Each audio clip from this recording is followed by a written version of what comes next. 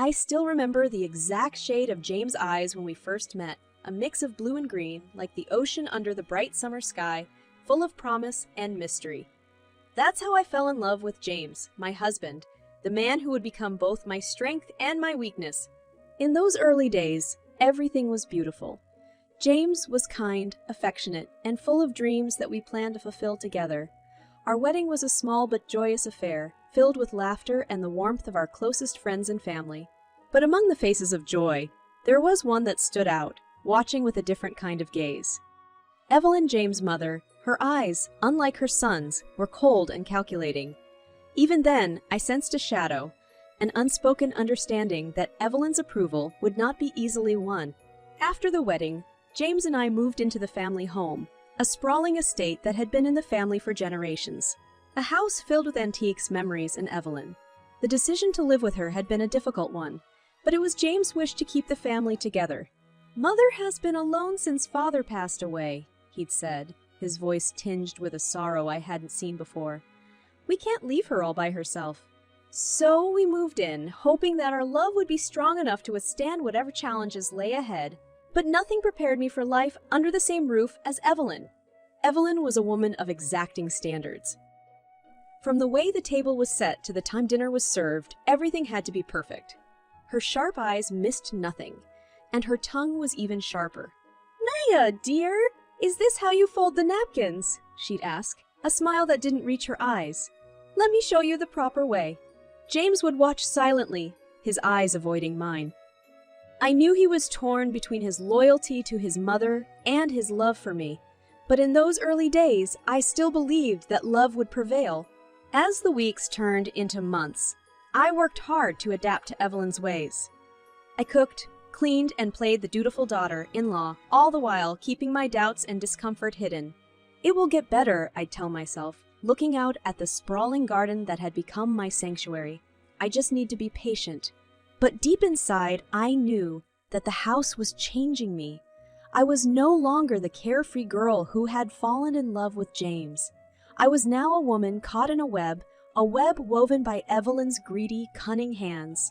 The garden's flowers, once a symbol of hope, now seemed to mock me. They bloomed in defiance, vibrant and free, while I withered under Evelyn's watchful eye. And so, our new beginning became a test of endurance, a game of patience and perseverance, a game that I was determined to win. Little did I know then how high the stakes would become. Life in the grand old house settled into a rhythm that pulsed to Evelyn's unspoken commands. Her presence was felt in every corner, her gaze a constant surveillance, even when she was not in the room. James began to change too. His laughter, once so free and easy, became rare, and those ocean-like eyes seemed clouded. We were still newlyweds, but the intimacy we'd shared was slipping away, replaced by a distance that I couldn't bridge.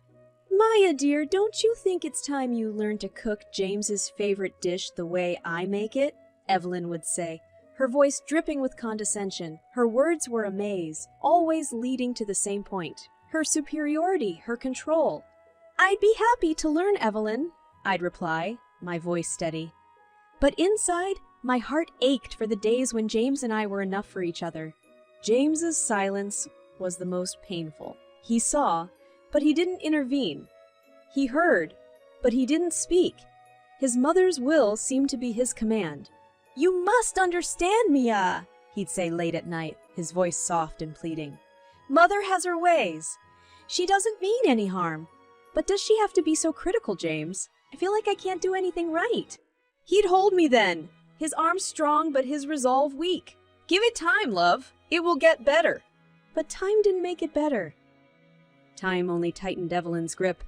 Her demands became more exacting, her criticisms more biting.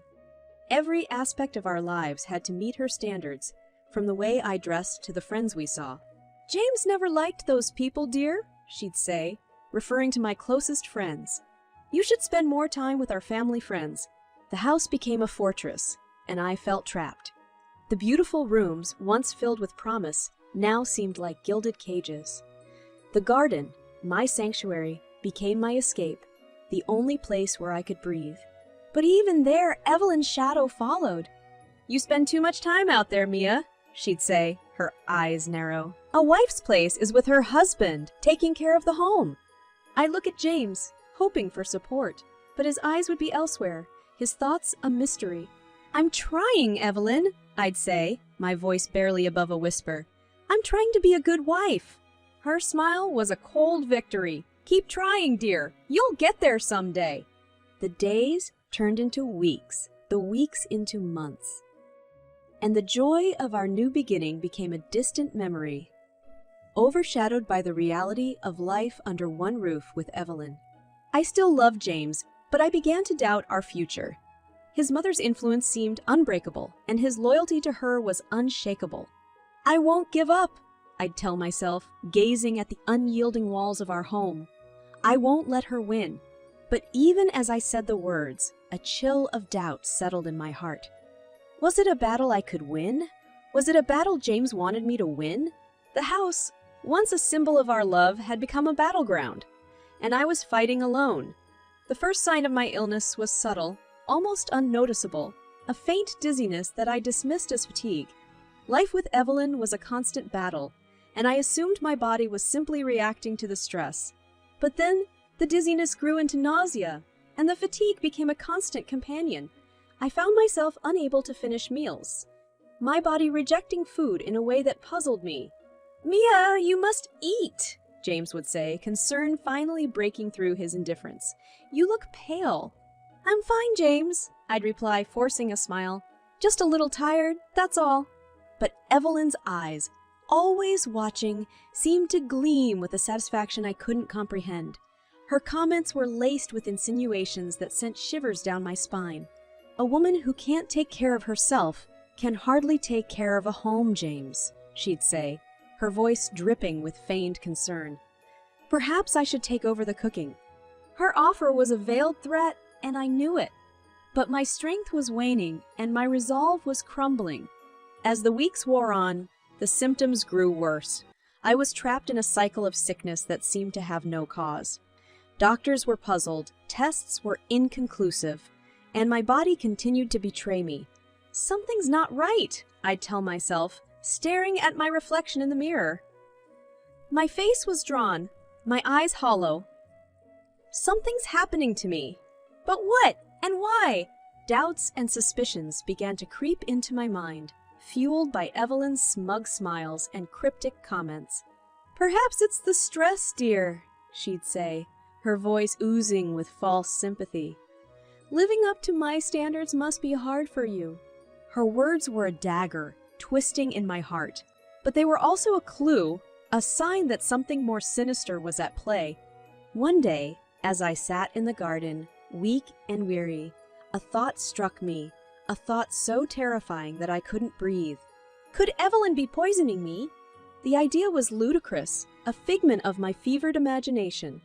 But the more I thought about it, the more it made sense. Evelyn's control, her obsession with perfection, her disdain for me, it all pointed to a motive. But how? And why would James allow it? I wrestled with the questions, my mind a whirlpool of fear and confusion. But the answers eluded me, hidden behind a veil of deception and lies.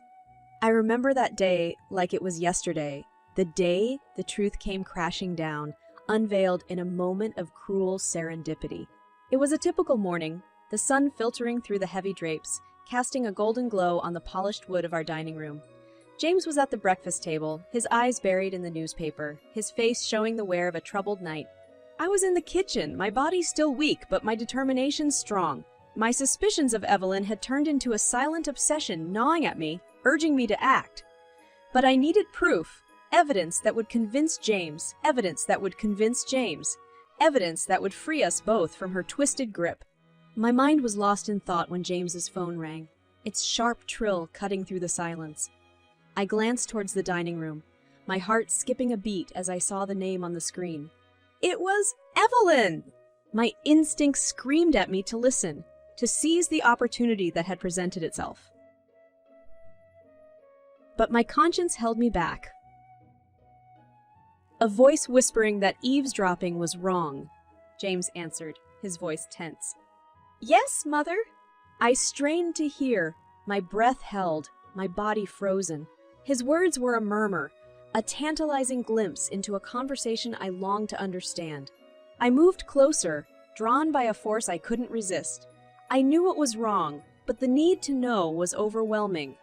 Why are you asking about that, Mother? James's voice was sharp, his words tinged with an anxiety that sent a chill down my spine. I crept closer, my ears straining to catch Evelyn's response, but her voice was a distant hum, her words lost in the vastness of the room. Why is the wife still alive? Evelyn yelled, but she didn't know that the phone was on speakerphone. James's face turned pale, his eyes wide with shock. My heart stopped, my mind reeling. Her words were a sledgehammer, shattering my world in an instant. He continued to speak, his voice a mixture of confusion and fear, but I couldn't hear. I couldn't think. The room was spinning and the walls were closing in. My husband, my love, had been a part of it.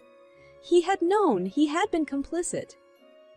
And I had been blind, so blind.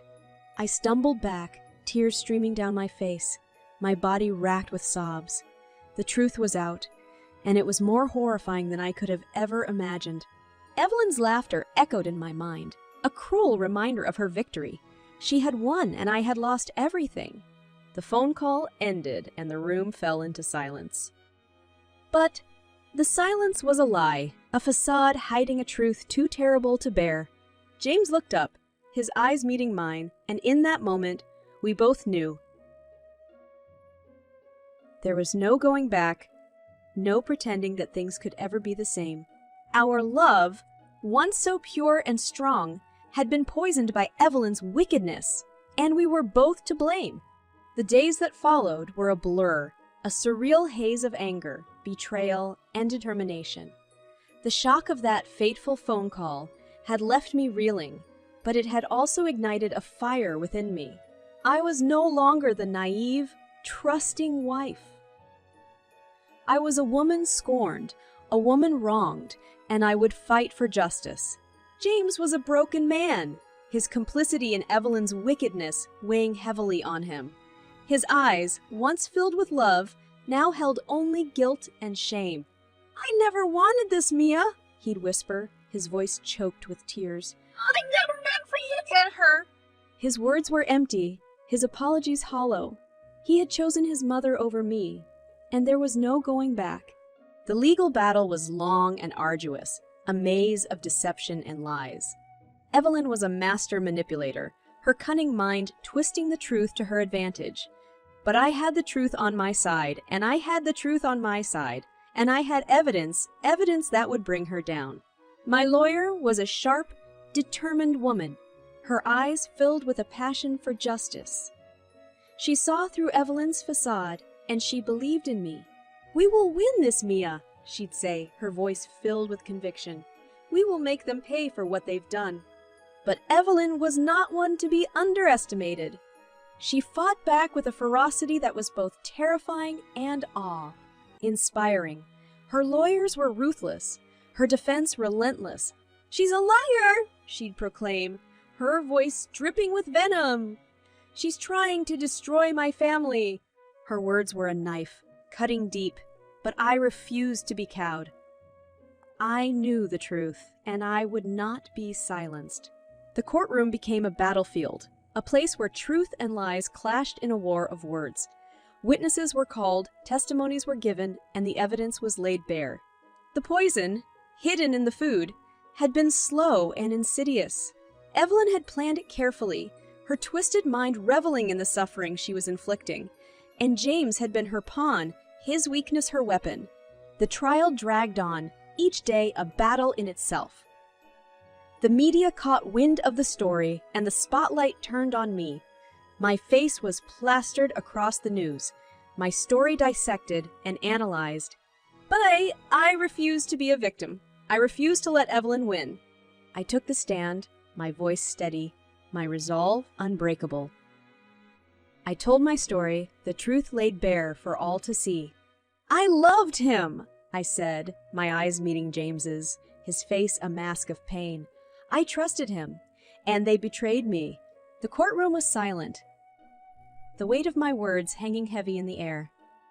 Evelyn's eyes were cold, her face a mask of hatred. But I saw a flicker of fear, a crack in her armor. The verdict was delivered and the gavel fell. 10 years in prison, a sentence that was both a victory and a loss. James and Evelyn were led away, their faces pale, their futures shattered. I watched them go, my heart aching with a grief I couldn't name.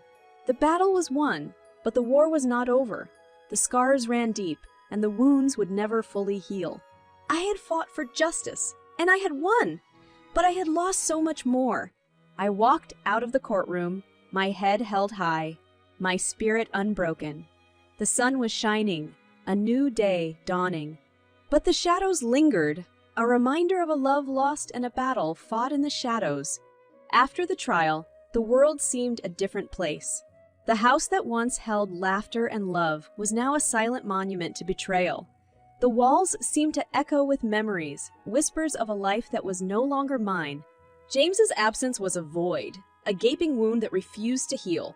People say that time heals all wounds, but time only served to deepen the scars. I had won the legal battle, but the emotional war raged on, a storm of anger, grief, and loneliness. My family and friends rallied around me, their support a lifeline in my darkest moments. They saw my pain, my struggle to rebuild, and they were there, holding me up, helping me find my way. "I'm here for you, Mia," my best friend Sarah would say, her eyes filled with empathy. "You're strong, and you'll get through this." Her words were a comfort, but they couldn't fill the emptiness, the sense of loss that pervaded every aspect of my life.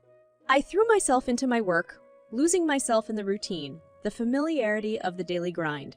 My job became a refuge, a place where I could escape the shadows of my past. But the past had a way of creeping in, a way of reminding me of what I had lost, what had been taken from me. Months turned into years, and slowly, almost imperceptibly, the fog began to lift. The pain was still there, a constant companion, but it was no longer a consuming force. I began to see glimpses of a future, a path towards healing. I found solace in helping others, volunteering at a local shelter, giving back to those in need. The smiles of gratitude, the simple joy of making a difference. It gave me a sense of purpose, a sense of connection. And then, one day, I met someone. His name was Mark, and he was kind, understanding, and genuine. He saw me, not the broken woman I felt I had become, but the strong, resilient person I was. We started as friends, a connection built on trust and shared experiences. Our relationship grew, blossomed into something beautiful, something real. "I see you, Mia," he'd say, his eyes filled with warmth. "I see your strength, your courage." His love was a balm, a healing touch that helped me find my way back to myself. Life moved on, and I found joy in the simple things, the small moments that make up a life. I found love, a love built on trust and respect, a love that was pure and true. I realized that I was more than my past, more than the pain and betrayal. I was a survivor, a fighter, and I had reclaimed my life. The shadows were still there, lingering at the edges, but they no longer defined me. I had emerged from the darkness, stronger and wiser, ready to face whatever came my way. I had rebuilt from the ashes, and I had found hope, love, and a new beginning.